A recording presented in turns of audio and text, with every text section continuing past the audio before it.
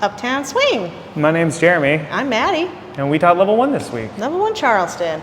You guys did great. We finished up by isolating that big kick on the skip up and just doing that whenever you would like.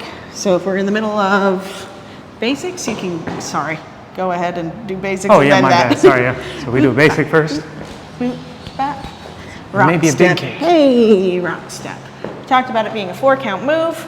It's special, but that shouldn't like throw you off in any way. We also did a little variation on our basic called the swing and slide, and that looked like this. No, you can do that way. Then they have 2 different ways to look at it. 5, 6, 7, 8, boop, bop, bop. Swing and slide. We talked a little bit about having that like really load up on this leg to push back into it. And then we tried it in partnership and it was great. Look like this. 1, 2, 3, 4, 5, 6, 7, 8, 1, 2. Yep, you can do it by yourself, with a partner, whatever you'd like. That was it. Goodbye.